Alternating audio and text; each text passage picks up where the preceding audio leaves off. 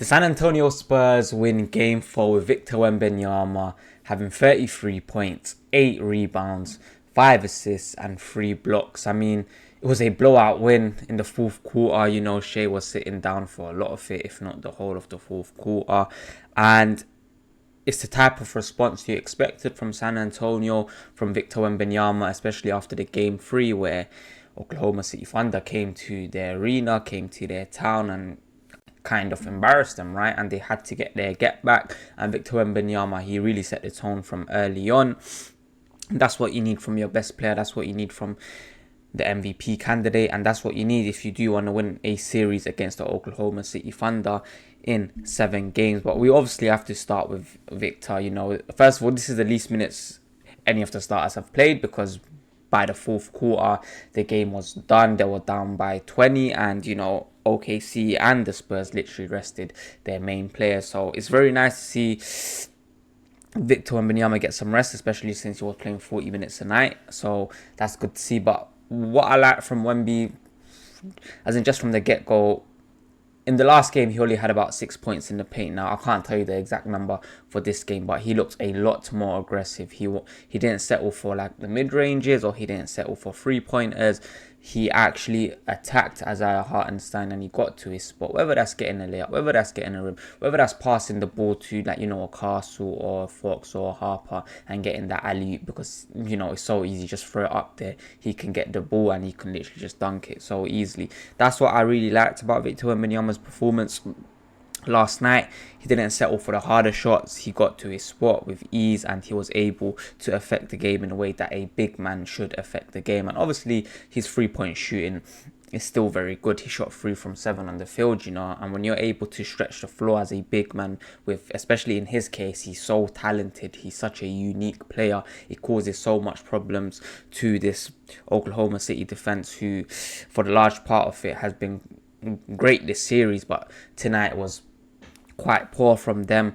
Obviously, you had the likes of Stephon Castle. I talked about this in my previous videos. I was like, if Stephon Castle can clean up the turnovers, the San Antonio Spurs will always have a chance to win a game. And if you look at tonight, yes, he wasn't maybe the most effective point scoring wise. He got 13 points, he got 6 assists. But most importantly, when you're looking at his turnovers, he only had 1 turnover. Now, consider the first 2 games, he was averaging 10 turnovers per game. You can see that it makes a lot of a difference. And obviously, De'Aaron Fox coming back, it does help a lot, because you have a natural point guard, someone who's been here before. He is able to help out the ball handling issues, the ball the offense initiating issues that the Spurs did have. And it also gives it like a little bit of, not leeway, but it kind of relieves the pressure of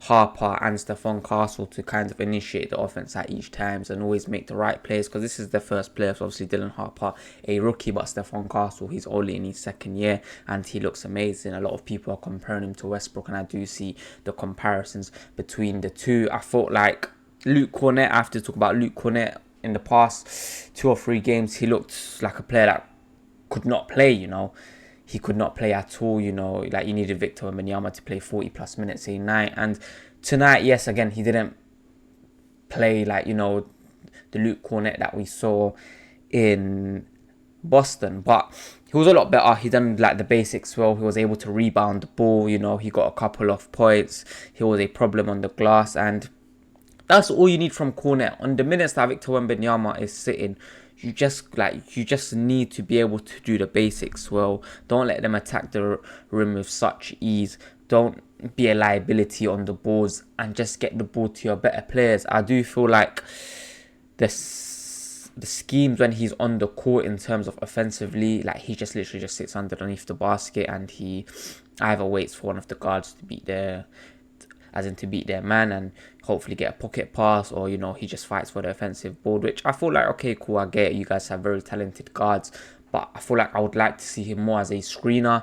And as a screener, he can roll, or he can create better advantages for their guards, because the Oklahoma City Thunder defenders are very good. It's very hard to beat them one-on-one, and even when you have a guard-to-guard screen, you're switching from a good guard to another good guard who can defend. So it's very tough for it's very tough for one of the guards like Castle, Fox, Harper to get the mismatch they want. And you're just switching, for example, from Alex Caruso to Case and Wallace, or if not from Case and Wallace to someone like, obviously Jdub hasn't been playing, but you're getting these switches, or you're getting these mismatches that you don't really want, because ideally you probably want to get Ajay Hartenstein out on the paint, or even Chet, who's a great defender. You're able to use your pace, you're able to use your quick step to get past him if he's out on the perimeter. So I would like to see that a bit more from Mitch Johnson and the Spurs in general. But other than that, like, if you're a Spurs fan, you can't complain. Everyone rose to the occasion. I do have to talk about Julian Champagny. Now, Julian Champagny, before coming in to the playoffs, before coming into the series, he's someone that you trusted a lot to, for his shot to fall down. He gets a lot of open looks. Last night he was 0 from 5 from 3, which is not good enough, and especially considering where that's his main selling point, where that's his USP. He's a great 3-point shooter during the regular season. It is concerning that his shots haven't fallen. But on the flip side, you look at it, is like he just needs one to go through, and if one goes through, you're getting someone that can get you 10 points a night, and that 10 points a night in a close game can be the difference between you winning and you losing. So it's very important that he himself, it's very tough for him, because sometimes when you play these type of games against such a good team and your shots is not falling, you're kind of in this slump. It's very hard to get out of it. You start to overthink it, and you just need one to go in. You just need one to fall through, and as soon as that one falls through, it's a lot easier. Your mind is at rest. But right now, he's a starter for this team, and they do need him. They need him. They need his productivity. They need his 3-point shooting, which helped him a lot during the regular season. And right now, it's just simply not good enough. So it'll be interesting to see if he can find this shot, because if he does find this shot, it is a very different ball game for the Oklahoma City Thunder, because he was open a few times and they kind of let him shoot it. And if that was in the regular season, he won't be going 0 from 5. He'll probably be shooting 60% 3 from 5. But in a playoff scenario, even at home, it is a bit shaky for him. And you hope that he can find some sort of rhythm, find some sort of, I don't know, just find some sort of confidence, because that's all it is really. Like, when you're just shooting so poorly, it is about confidence. But let's talk about Oklahoma City Thunder now. If you're looking at the team that started, it was always going to be a rough scoring night for them. I mean, they started Shai, Dort, Cason Wallace, Chet, and Ajay Hartenstein. Now, if you're looking at that, Ajay Mitchell is someone who can create, is someone that can get to the rim and make defenses collapse. And after, when you make defenses collapse, obviously it's a lot easier to find the open man. It's the same with Jdub, who's obviously been injured for the last 3 games. But Ajay Mitchell was obviously the big miss. He is someone that, other than Shai Gilgeous-Alexander, he's someone that can create. He's someone that's comfortable handling the ball, and he also makes Shai's life a lot easier. Last night, the Spurs did not directly double Shai, but when I watched the game, what they basically asked Castle to do, he was a lot of the times guarding Shai. They asked him, you know what, if he beats you 1-on-1, that's fine. But if he beats you 1-on-1, let him get to the paint, where you have a 7'5" alien, the defensive player of the year. He's going to be there. He's going to block his shot, or at the worst, he's going to make the shot a very hard shot for Shai, and he has to get over him. And that's exactly what they done. There were times where they doubled, but you can see that they were less relying on the double, because when they did double Shai in the past few games, it just simply didn't work. So you can see that it was more so, when he gets into the paint, that's when we send Wemby, and then just make sure the help defense is there for whoever's under the basket, whether it was iHeart or Chet, and you're able to play it from there. A lot of people are saying that you can go 1v1 with Shai right now. There's been this discourse about fouling. There's always been this discourse about Oklahoma City Thunder and their fouling and their foul baiting. Now, first of all, let's talk about the fouling. First of all, we know that Oklahoma City Thunder are allowed to be typically more aggressive, especially against the Lakers and the Suns. I think you saw it a bit more. In the Spurs, I feel like the refs have been a bit more fair. Like, both teams are kind of getting away with a few things. So in this series alone, I don't see why people are complaining. If you're looking at the free throw disparity, the San Antonio Spurs went to the free throw line more than the Oklahoma City Thunder. So, for example, Oklahoma City Thunder went 18 times, and if you're looking at the San Antonio Spurs, they went 32 times. So that's not the problem, right? They are letting both teams be aggressive, and some calls are going to the Spurs, some call is going to the Thunder. But I feel like a lot of people are always talking about Shai's foul baiting, but I don't necessarily think it's foul baiting at times. I feel like there's this narrative that people want to push, and because Shai is so good at what he does, he has so much skill. He's able to craft and get to his spot with ease. His playmaking is one of the best that I have seen. The way he's able to consistently find the open man, his ball handling, where he's constantly being doubled, where he's been trapped and still find the open man or still get his shot off, is something that you rarely see in the game of NBA today. And a lot of people try to ignore all of that and they just want to focus on his foul baiting. Now, I completely agree that at times he does fall with ease, or he does look for the foul baiting shot where he throws a pump fake and then he tries to jump in to the other player's body. Now, first of all, if you jump for the shot, any player is going to jump into you and get their shot up. That's just how it is, and that's just how the league is.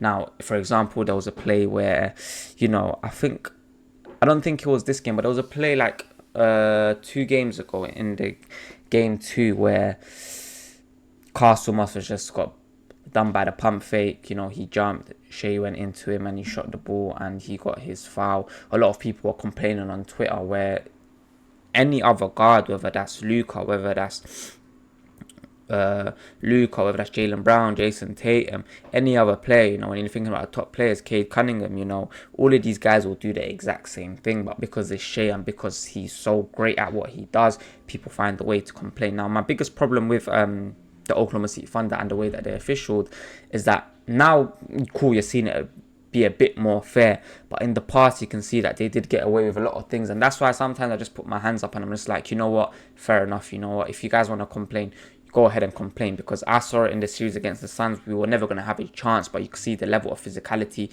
that were allowed for the as in for the Suns and the Thunder. It was completely different. Lakers fans will tell you the exact same thing. The level of physicality that's allowed from the Lakers and from the Thunder was completely different. But now I feel like it's a bit more even, and the refs are kind of letting both teams go at it, both teams be aggressive. And to be honest, at times I think there has been in this series that they are favouring the Spurs, and if they are favouring the Spurs, then let it be, because the Thunder have got the calls all season long. But I don't really want to talk about that. I want to talk about how and what the Thunder need to do next game. I feel like they really need another creator back.